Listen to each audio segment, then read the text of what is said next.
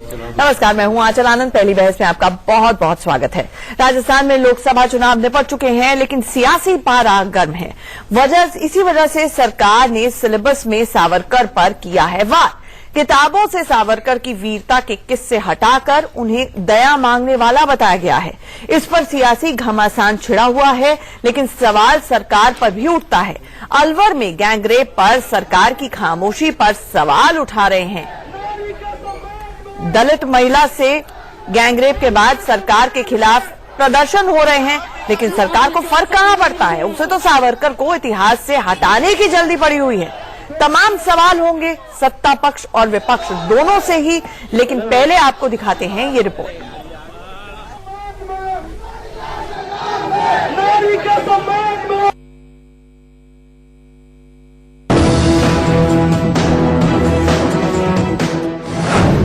सावरकर अब वीर नहीं रहे।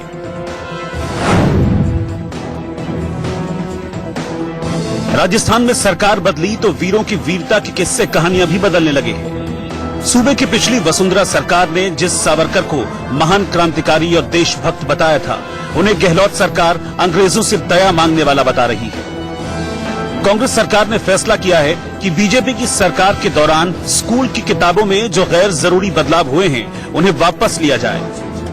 इसके तहत सावरकर से जुड़ी पाठ्य सामग्री में भी अहम बदलाव किया जा रहा है। इसमें विनायक दामोदर सावरकर को वीर और देशभक्त नहीं, बल्कि जेल से बचने के लिए अंग्रेजों से दया मांगने वाला बताया गया है।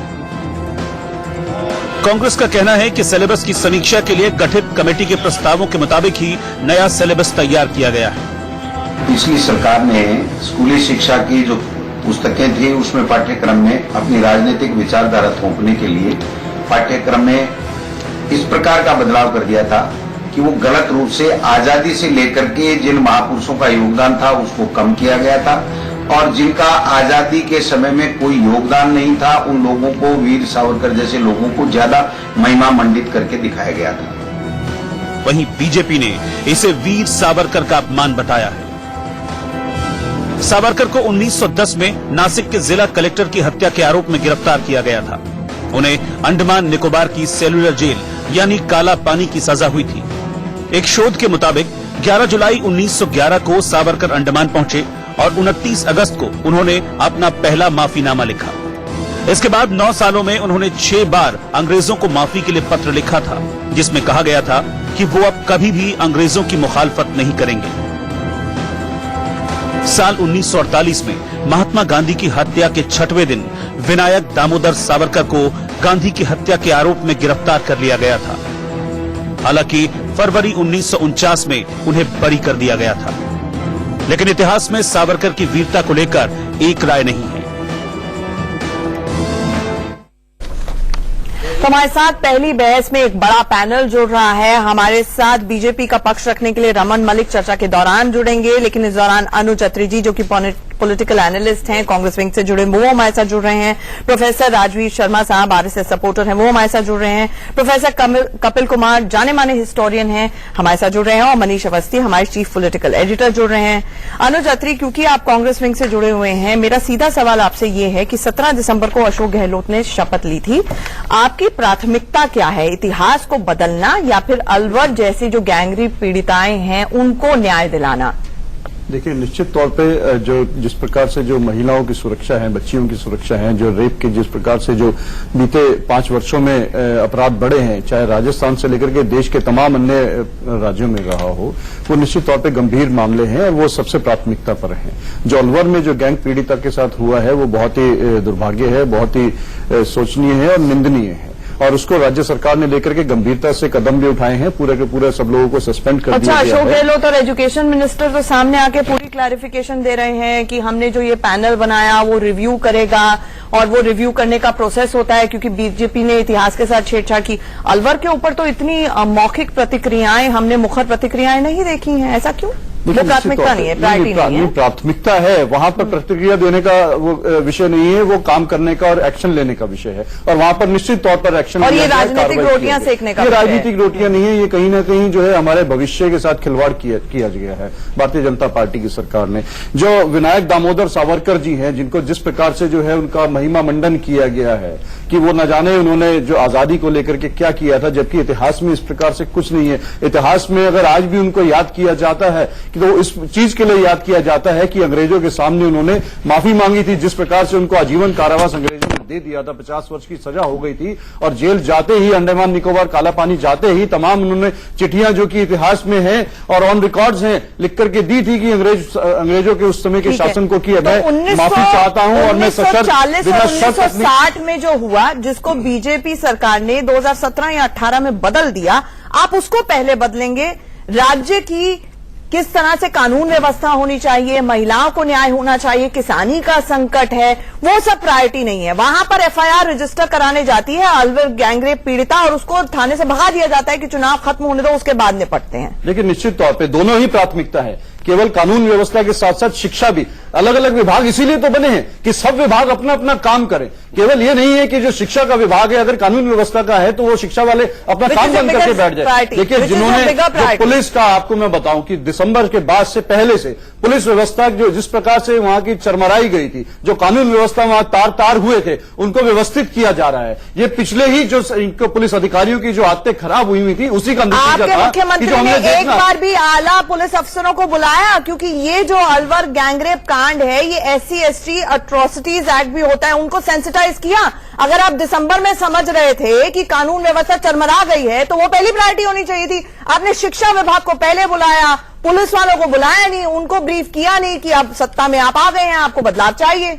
नहीं, देखिए, मैं आपको सिर्फ स्पष्ट कर देना चाहता हूं कि ये जो जिस प्रकार से जो रेप की घटनाएं लगातार बीते 4-5 वर्षों में बढ़ी हैं, निरंतर हर साल बढ़ी हैं। आंकड़े बताते हैं, एनसीआरबी की रिपोर्ट बताती है कि राज्यवर्ष खासतौर से जहां जहां भारतीय जनता पार्टी की सरकार रही है, रेप की घटनाएं और गैंग रेप की घटनाएं में बहुत ज्यादा इजाफा हुआ है। इसके लिए कौन जिम्मेदार था? प्रधानमंत्री जी आज 2019 की चुनाव की सभा में अलवर की जो है गैंग रेप की घटना का जिक्र करते हैं। ठीक है, हम कहते हैं अच्छी बात है, प्रधानमंत्री को चिंता होनी चाहिए, लेकिन हम पूछना चाहते हैं कि 5 वर्षों में ये चिंता कहां चली गई थी, जब लगातार रेप की घटनाओं के निरंतर मामले सामने आ रहे थे, जब कठुआ में रेप की घटना का सामने आया था जहां भारतीय जनता पार्टी के नेता शामिल थे, जब अभी हाल में मेरठ में हमने देखा है कितनी दर्दनाक घटना शामिल हुई है, वहां पर उस महिला के साथ थाने में दुष्कर्म, थाने के बाहर दुष्कर्म हुआ और वहीं उसने जो है आत्महत्या करके अपने आप को जला के मार डाला।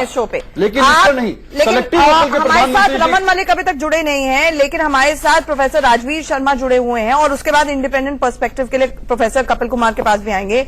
लेकिन राजवीर साहब, आपसे यही जानना चाहेंगे कि जब वसुंधरा राजे सरकार आई थी तो 400 साल बाद हल्दी घाटी की लड़ाई आपने भी तो जितवा दी ना, अकबर को हरवा दिया, महाराणा प्रताप को जितवा दिया। तो अगर वो आए हैं, वो भी इतिहास बदलेंगे, वो किताबें बदलेंगे, सबका काम चलते रहना चाहिए। नहीं, मुझे लगता है आपने बहुत ही सही सवाल उठाया है। मैं यहाँ पर केवल इतनी बात कहना चाहूंगा कि प्रमुख रूप से जो हमारे इतिहास में छेड़छाड़ की गई आजादी से पहले और आजादी के बाद, उसको जो कॉलोनियल पावर्स थी उनके चश्मे से हमारे इतिहासकारों ने, या जो आजादी के बाद सरकार के बेनिफिशियरीज इतिहासकार रहे, उन्होंने लिखा। राष्ट्रवादियों को सिलेबस से निकालना, महाराणा प्रताप की और अकबर की तुलना मुझे लगता है सही नहीं होगी। महाराणा प्रताप एक सही मायनों में राष्ट्रवादी थे, राष्ट्र के लिए लड़े, राष्ट्र के लिए मरे, राष्ट्र के लिए खपे, और ऐसे व्यक्ति को अगर हम उस तुलना करते हैं अकबर के साथ, तो मुझे लगता है वो ठीक नहीं होगा। प्रोफेसर, मुझे पता आप बेचैन हो रहे हैं, लेकिन वीर सावरकर भी राष्ट्रवादी थे, आप मानते हैं, हाँ या ना? बिल्कुल राष्ट्रवादी थे। वो वीर थे, हाँ या ना? हाँ थे। क्या उन्होंने वीरता का परिचय दिया? उन्होंने अंग्रेजों को एक के बाद एक 6 माफीनामे दिए, हाँ या ना? नहीं, देखिए, इसमें हाँ या ना में इसका जवाब नहीं हो सकता। जो पहले 2 सवाल थे, जो पहले 2 सवाल थे उसका मैंने हाँ या ना में जवाब दिया।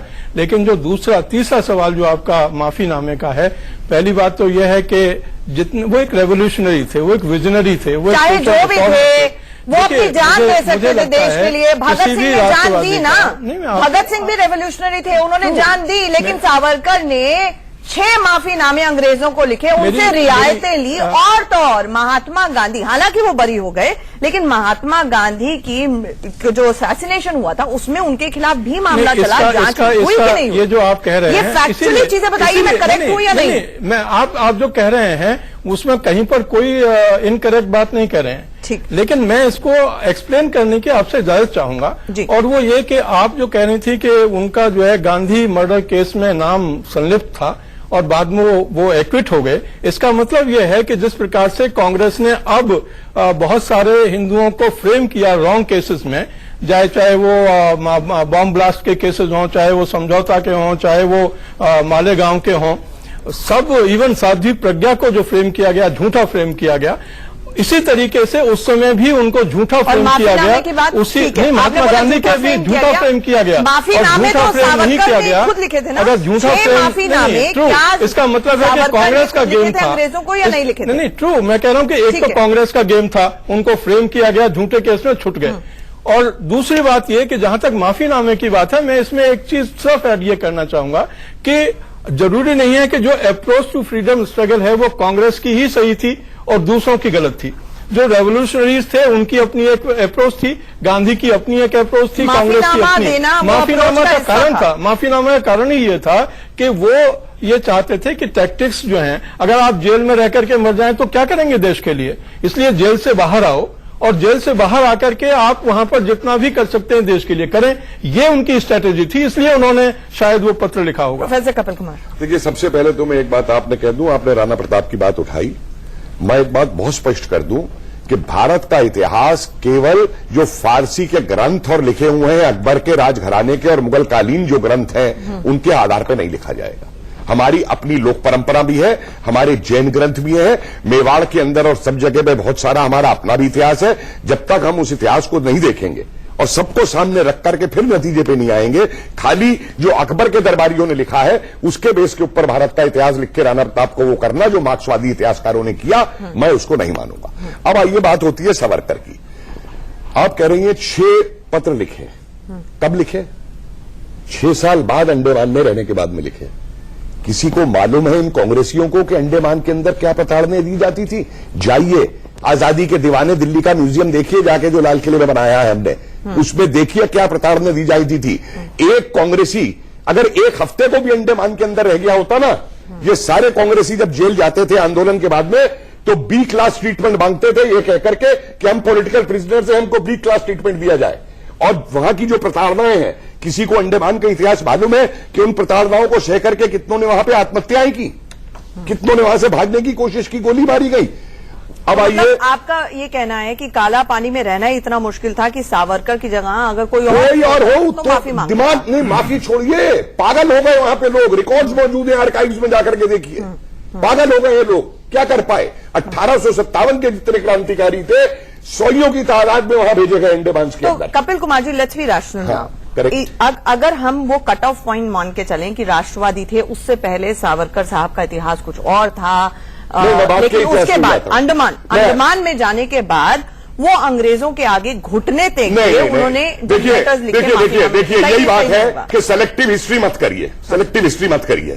अगर घुटने टेकने की बात आती है तो अगर ये कहा जाए कि 6 पत्र इस तरफ इशारा करते हैं तो ये गलत होगा। आप कहिए, इशारा करिए और मैं जवाब दूंगा। अगर आप घुटने टेकने की बात करते हैं तो मुझे एक बात बताइए, क्या इस देश के क्रांतिकारी, क्या देश की जनता इस देश के विभाजन के लिए लड़ी थी या आजादी के लिए लड़ी थी? क्यों आईएन ने जो आजादी के लिए लड़ी थी, फिर क्यों नेहरू एग्री कर गए पार्टीशन के ऊपर? नेहरू ने घुटने टेक दिए माउंटबेटन के आगे। अगर आप इतिहास की बात करेंगे इस चीज के ऊपर लेकर, दूसरी बात समझिए कि जो अभी डॉक्टर राजवीर समझ रही हूँ कपिल कुमार साहब, ये चर्चा के लिए 1 घंटे का वक्त है, हमें एक छोटे से मजबूरन रुकना मैं आपको बहुत आपके चैनल पे आज डील करने जा रहा हूँ। मनीष भाई ने अभी तक मालूम नहीं है, ठीक है, मनीष भाई ने अभी तक अपने ओपनिंग रिमार्क्स तक नहीं दिए हैं, लेकिन ये बिल्कुल क्लियर हो गया है जिसके हाथ में सत्ता है, इतिहास उसी के हाथ में है। पहली बहस में एक छोटे से ब्रेक ले, यहां पर रुक रहे हैं, जल्द लौटते हैं।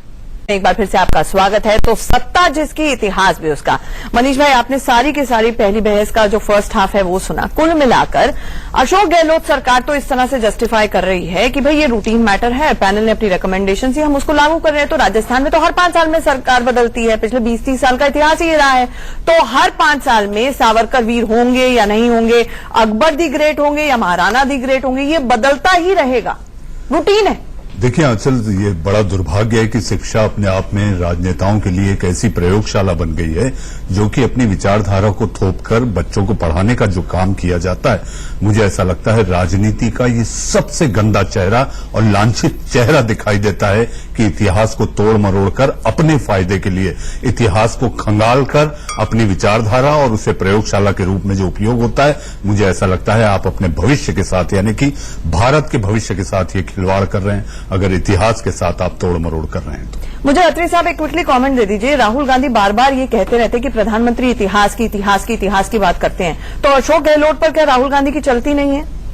नहीं, देखिए, इतिहास के साथ बदलाव करना अशोक गहलोत सरकार की पहली प्राथमिकता है। गैंगरेप पीड़िता को इंसाफ दिलाना नहीं है, इस तरह से होगा न्याय। नहीं, आप फिर वो दोनों बातों को रिलेट करें, दोनों विषय बिल्कुल अलग अलग हैं। गैंगरेप पीड़िता के साथ पूरी सरकार खड़ी है, निश्चित तौर पर वहां कार्रवाई की गई है। जिन पुलिस अधिकारियों ने, जिन पुलिस कर्मियों ने जो इस प्रकार का ये घिनौना काम किया, उनको न्याय दिलाने में नहीं उन्होंने उसका सहयोग किया। निश्चित तौर पर पूरे स्टाफ को, वहां पे पूरे थाने के स्टाफ को सस्पेंड कर दिया गया, बाकियों को लाइन हाजिर किया गया। तत्काल कार्रवाई की गई है जैसी मामला संज्ञान में आया है। तत्काल कार्रवाई, इलेक्शन निपट जाए, कवर के अंदर रखो, अंडर कवर रखो। आप मुझे ये बता दीजिए कि इतिहास के साथ ये दोनों को हम बार बार इकट्ठे इसलिए कर रहे हैं अत्री साहब कि आपकी प्राथमिकता क्या है, ये सवाल है। प्राथमिकता निश्चित तौर पे हमारी सारी प्राथमिकता है, सब संपूर्ण विकास हो, सब चीजों पे ध्यान दिया जाए। राहुल गांधी, अच्छा एक बात बताइए, राहुल गांधी कहते हैं बार बार कानून व्यवस्था के लिए भी सरकार है। बार बार पास में चले जाते हैं। मुझसे प्रश्न पूछा गया, मैं उत्तर दे दूं। देखिए, आप अपने समय में बोलिएगा, मैं आपके पीछे नहीं बोलूंगा। प्रश्न मुझसे पूछा गया है तो मैं जवाब दूंगा। 16 रेप छोड़िए, एनसीआर की रिपोर्ट बताती है इस देश में जब से मोदी जी की सरकार आई है, रेप की घटनाओं में जो है बहुत ज्यादा इजाफा हुआ है। प्रधानमंत्री रमन साहब, बहस बहक रही है, ऐसा मत करिए, सुबह का वक्त है, बहस जिस मुद्दे पे उसी पे बढ़ाइए। अत्री साहब एक क्विक आप जवाब दे दीजिए इसको लेकर। क्या राहुल गांधी बार बार पीएम के ऊपर सवाल उठाते हैं कि वो इतिहास में चले जाते हैं, इतिहास की बात करते हैं? आज की बात करें, अशोक गहलोत किसकी बात कर रहे हैं? अगर वो वीर सावरकर से वीर हटा देंगे तो उनको क्या मिल जाएगा, मुझे बताइए। देखिए, दो बातें हैं, दो बिल्कुल अलग अलग विषय हैं। राहुल जी ने जो कहा, निश्चित तौर पर प्रधानमंत्री जी के विषय में जो ये बोला, मुझे प्लीज बोलने दीजिए, 30 सेकंड में अपना जवाब देता हूं। हम ये पूछना चाहते हैं कि प्रधानमंत्री जी जो 5 साल का इनका कार्यकाल रहा, उसके विषय में बात नहीं करते। जो वायदे जनता से 2014 में किए थे, आज 2019 में उनकी बात नहीं करेंगे। नेहरू जी की बात करेंगे, राजीव गांधी जी की बात करेंगे, डॉक्टर मनमोहन सिंह की बात करेंगे। आप मुझे बता दीजिए, आज तक वसुंधरा क्या मिल रहा है? जो उनके पूरे काम रहे हैं उनके विषय में बात नहीं कर रहे। लेकिन जो पाठ्यक्रम के साथ छेड़छाड़ की गई, जो इतिहास के साथ छेड़छाड़ की गई है, उनको करेक्ट किया जाएगा। सावरकर जी के नाम के आगे वीर लगा करके हमारे देश के युवाओं को जो पढ़ाया जा रहा है वो उचित नहीं है। एक तो उनकी वीरता की कोई काम बताना चाहिए, कौन सा वीरता का काम उन्होंने किया है? सावरकर जी की जो विनायक दामोदर सावरकर हैं, उनकी पहचान केवल एक ही रूप में जानी जाती है। आजादी के आंदोलन के समय अंग्रेजों से माफी मांगने वाला एकमात्र व्यक्ति ऐसा है जिसमें उनकी पहचान मांगी जाती है, और आप उनको वीर रूप में पेश करते हैं। जो व्यक्ति अंग्रेजों को लिख के कहते हैं कि आप मुझे क्षमा कीजिए, मुझे जेल से रिहा कीजिए, मैं कभी भी आंदोलन की बात नहीं करूंगा, अंग्रेजों की सरकार का साथ दूंगा, और उन्होंने बाहर आकर वही किया, अंग्रेजों का साथ दिया। उन्होंने हिंदू मुसलमानों में फूट डाली, हिंदू मुसलमानों में फूट डालने का काम किया। सुभाष चंद्र बोस जिस समय, सुभाष चंद्र बोस जी जब अपनी आर्मी का निर्माण कर रहे थे तो उन्होंने चिट्ठियां लिखी के बोला कि सुभाष चंद्र बोस का साथ न देके ब्रिटिश सरकार की आर्मी में शामिल होने के लिए युवाओं से आह्वान किया। उन्होंने आह्वान किया, इस रूप में सावरकर को जाना चाहता है। वीरता का कोई उनका काम नहीं है जिसमें उनको वीर बोले। विनायक दामोदर सावरकर को माफी मांगना, अंग्रेजों के माफी मांगने के रूप में मांग किया जाता है। आपके कांग्रेसी B class political treatment. Kapil साहब, let us fix your mic also. एक मिनट के लिए, कुछ देर के लिए रुके, रमन मलिक साहब को जोड़ने दीजिए। रमन मलिक साहब, मुझे एक चीज तो ये बता दीजिए कि आप बार बार कांग्रेस के ऊपर आरोप ये लगाते हैं, बार बार आरोप लगाते हैं कि वो नेहरू, इंदिरा और राजीव के बियॉन्ड सोच नहीं पाते हैं, गांधी परिवार के बियॉन्ड नहीं सोच पाते हैं। आपके पास क्या रियल हीरोज की कमी है? क्या सावरकर वाकई आपके रियल हीरो हैं या आप कंफ्यूज्ड हैं उनके इतिहास को लेकर? क्योंकि आपको उनका हिंदुत्व चाहिए, क्योंकि वो हिंदुत्व के संरक्षक थे, लेकिन आपको साथ ही साथ जो इतिहास उनके साथ जुड़ा हुआ है, जो माफीनामे जुड़े हुए हैं अंग्रेजों के आगे घुटने टेकने की जो इमेज जुड़ी है सावरकर की, वो नहीं चाहिए। देखिए, सबसे पहले तो आज मैं आपका थोड़ा सा भ्रम दूर कर दूं। ये अगर कांग्रेस के प्रवक्ता यहां पे या राहुल गांधी भी इतने सक्षम हो कि वो साल भी बता दें कि जिस साल की चिट्ठी है, तो मैं मानूं उनको कि कुछ स्टडी करी होगी। ये मूर्ख श्रेष्ठ लोगों का एक जमावड़ा है। उससे उपरांत मैंने आज एक ट्वीट करा है, उसके अंदर वो चिट्ठी डाली है जो होम मिनिस्ट्री की तत्कालीन 1918 जनवरी की चिट्ठी है, जहां सावरकर जी ने सिर्फ इतना लिखा है ब्रिटिश गवर्नमेंट को कि वो लोग जिनके ऊपर पॉलिटिकल केसेस हैं उनको एमनेस्टी दी जानी चाहिए, उनको उठा के काला पानी में नहीं डालना चाहिए। इतनी मांग करी। एक चिट्ठी नहीं, ये 6 चिट्ठियां हैं। जो बेस उसका शुरू हुआ था वो उसी चिट्ठी से शुरू हुआ था, विच इज द फैक्ट। अच्छा रमन मलिक, मुझे ये बता दीजिए, शिवसेना ने, क्योंकि शिवसेना ने पिछले साल तक, एक मिनट, नहीं, अगर वीर हटाने के लिए कांग्रेस इतनी आतुर है तो क्या रोमियो नेहरू लगाने के लिए ठीक होगी माउंट बैटन के किस्से या दूसरे किस्से? दसों साल में आप पहले प्रधानमंत्री के लिए इस प्रकार के शब्द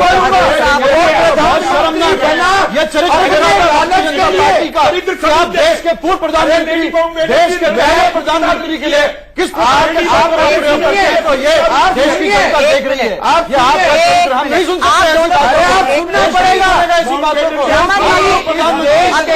इन्होंने इस देश 15 लाख लोग मरे, योगदान दिया हो, देश को बुनियादी खड़ा करने के लिए योगदान दिया हो।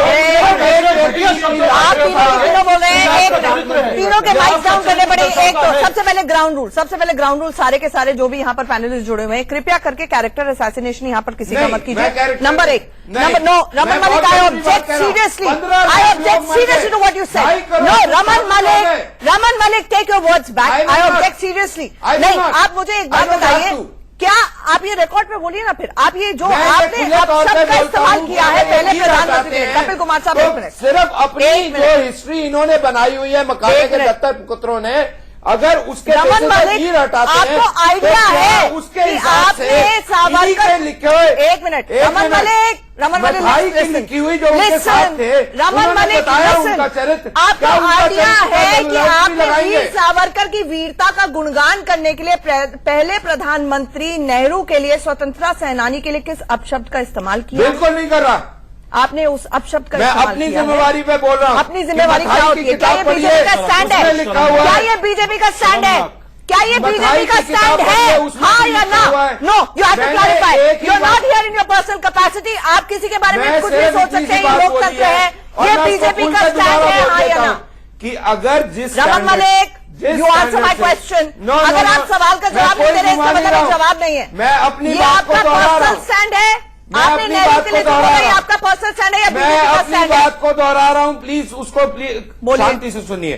जिस स्टैंडर्ड से ये लोग वीर सावरकर जी के सामने से वीर हटाना चाहते हैं, जिन तथ्यों पे नेहरू के लिए किस शब्द का इस्तेमाल किया? आपका स्टैंड है या आपकी पार्टी का स्टैंड है? रिवाइंड करके देखिए, मैंने इतना ही बोला कि अगर ये उन्हीं स्टैंडर्ड्स का उपयोग करें और उन्हीं हिस्ट्रीज का उपयोग करें, तो क्या उन मानकों के हिसाब से आप कंडीशन लगा रहे हैं? आगे लगा, अगर आपको अपने बयान के साथ टिकने की हिम्मत नहीं है, प्रधानमंत्री बयान होता है, तो आपको अपना बयान वापस लेना चाहिए। तो आप सोचिए कि मोदी जी के लिए क्या क्या शब्दों का प्रयोग हो सकता है जब वो 23 मई के बाद हट जाएंगे प्रधानमंत्री से। लेकिन हमारे ऐसे संस्कार नहीं है, हमने अटल जी का सम्मान किया है, आज भी करते हैं, लेकिन ये संस्कार इन लोगों का ऐतिहासिक तथ्यों में अत्री साहब एक मिनट, कैसे वापस आ जाएंगे? शब्द आपका मनीषन कर रही है, चिल्ला रहा है। कपिल कुमार साहब एक मिनट, अपने शब्दों में जान लीजिए, कपिल कुमार साहब just hold on for a second.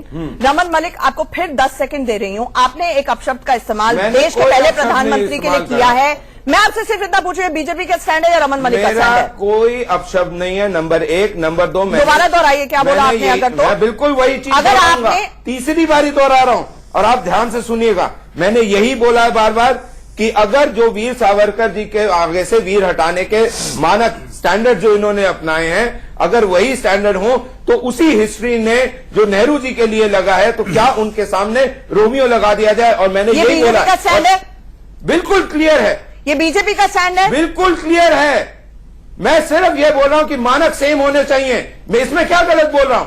आपने ये जो आसपास की प्रस्तावनाएं हैं ना, वो बाद में बनाई, नहीं, लेकिन बिल्कुल नहीं। अफसोस की बात ये है, आप रिमाइंड करके देख लीजिए। नहीं, ये आपने बाद में बोला है, चैलेंज दे रहा हूं मैडम, आप ये आपने रिमाइंड बाद करके में बोलिए। देखिए। और अभी चलाइए। सबसे ज्यादा रिमाइंड करके। अफसोस की बात यह है कि आपके आने से पहले हम लगातार कांग्रेस को इसी बात के लिए घेर रहे थे कि मैं उसकी बिल्कुल प्राथमिकताएं बार-बार कहाँ यही हैं? बोल रहा हूं कि प्रायोरिटीज आप कहाँ प्लीज हैं? रिवाइंड करके महिलाओं देखिए, का मैंने यही बोला। सम्मान, ये बड़े बड़े मानक सेम होने पोस्टर्स लगते चाहिए। हैं मोदी अगर वीर सरकार के लिए सावरकर भी, जी राहुल का गांधी के वीर लिए हटाने भी, के लिए और आपके पास ये अलवर मानक की है, गैंगरेप तो नेहरू पीड़िता जी को के न्याय हिस्ट्री का दिलाना भी पहली प्राथमिकता उपयोग होना होनी चाहिए। वीर सावरकर के नेहरू नाम जी से की वीर हिस्ट्री का हटाना भी नहीं। उपयोग होना चाहिए उनके आगे। लेकिन जो आप भी नेहरू जी इंसान पर है, चले गए, वीर सावरकर की वीरता को गिनाते, लेकिन जरूरी नहीं है कि नेहरू जी के लिए आप शब्दों का आपको इस्तेमाल करना पड़े, देखिए, रमन मलिक। और सबसे मैंने बड़ा कोई सवाल शब्द शिवसेना नहीं ने आपसे इस्तेमाल पूछा करा। था, शिवसेना ने पूछा था कि हिंदुत्व सरकारें रही हैं, वाजपेयी सरकार ने भी वीर सावरकर के लिए भारत रत्न की मांग की थी, जिसको रिजेक्ट कर दिया गया उस वक्त के प्रेसिडेंट ने।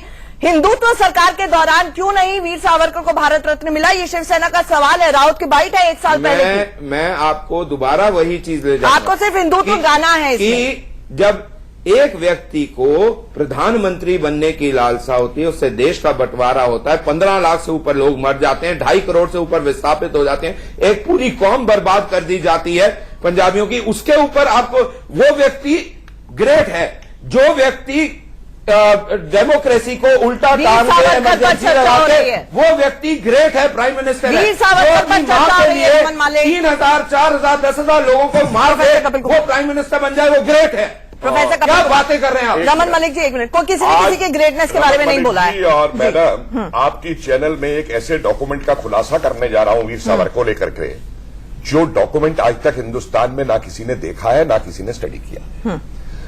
ये सबको मालूम है कि 1940 में रत्नागिरी के अंदर वीर सावरकर और नेताजी सुभाष बोस की मीटिंग हुई थी। ये भी मालूम है कि नेताजी ने 1940 में काबुल से चलने से पहले एक काबुल थीसिस बनाई थी और उसमें पॉइंट्स दिए थे कि देश में किस तरीके से लड़ना है। बहुत इसलिए मैं कह रहा हूं, सुन लीजिए, उस लेटर में सुभाष चंद्र बोस जी ने एक बात कही थी कि हमारे जितने युवा हैं उनको अंग्रेजी फौज की जो नई भर्ती हो रही है उसमें शामिल कराया जाए, जिससे वक्त आने पर वो हमारे साथ आ सके। और आजाद हिंद फौज जो बनी थी वो उन्हीं की बनी थी जो अंग्रेजी सेना छोड़ के गई थी और जो प्रवासी इन द नक्शल आप ये कह रहे हैं, इन द नक्शल आप ये कह रहे हैं कि कोवर्ट ऑपरेशन हो रहे थे अंग्रेजों को। नहीं, नक्शल और सुन लीजिए, अभी मेरे पास जिस डॉक्यूमेंट की मैं बात कर रहा हूं वो डॉक्यूमेंट वो है जो ब्रिटिश इंटेलिजेंस ने इंटरसेप्ट किया है, जहां आजाद हिंद सैनिक ये कह रहा है कि मैं इतिहास को लेकर तो चर्चा हो रही है। आप सब लोग हमारे साथ मेरे पास आपके लिए डॉक्यूमेंट सुनना जरूरी नहीं है। Professor Kapil Kumar, please understand we have run out of time, we have run out of time. मुझे किसने बुलाया? आपके लिए ज्यादा इंपॉर्टेंट है, हिस्ट्री इंपॉर्टेंट नहीं है आपके लिए। प्रोफेसर साहब, आपके लिए हिस्ट्री बता रहा हूं, वो इंपॉर्टेंट नहीं है आपके लिए। प्रोफेसर साहब, please cool down, please be seated, finish it of in 30 seconds. I have given you enough time. जिस डॉक्यूमेंट के अंदर ब्रिटिश इंटेलिजेंस ने इंटरसेप्ट किया और वो आजाद हिंद सैनिक कह रहा है कि मैं सावरकर जी के आदेशानुसार इंटरसेप्ट किया और वो आजाद हिंद सैनिक कह रहा है कि मैं सावरकर जी के आदेशानुसार अंग्रेजी सेना में भर्ती हो गया और मौका आते ही उनके आदेश का पालन करके मैं आजाद हिंद फौज में चला गया। मैं आज चैलेंज करके इस डॉक्यूमेंट को दे रहा हूं और कोई इतिहासकार मेरे इस डॉक्यूमेंट को गलत साबित कर दे जो नेशनल आर्काइव में मौजूद है। ठीक है, ठीक है, लेकिन बड़ा सवाल यह है कि आज के मुद्दे इतिहास की वजह से कहीं खो ना जाए। अगर आपके 2 बच्चे हैं और दोनों बच्चों में 5 साल का गैप है, तो सोच लीजिए, एक बच्चे के लिए अकबर दी ग्रेट होगा, एक बच्चे के लिए महाराणा दी ग्रेट होगा। एक में अकबर हल्दी घाटी जीतेंगे, एक में महाराणा जीतेंगे। यही सवाल उठता है, एक में सावरकर वीर होंगे, एक में नहीं होंगे। हम अपने बच्चों को किस तरह की शिक्षा दे रहे हैं, ये बड़ा सवाल है। पहली बहस में फिलहाल इतना ही। गर्मा गर्म बहस में सभी लोग जुड़े। इंडिया न्यूज पर खबरों का सिलसिला लगातार जारी है।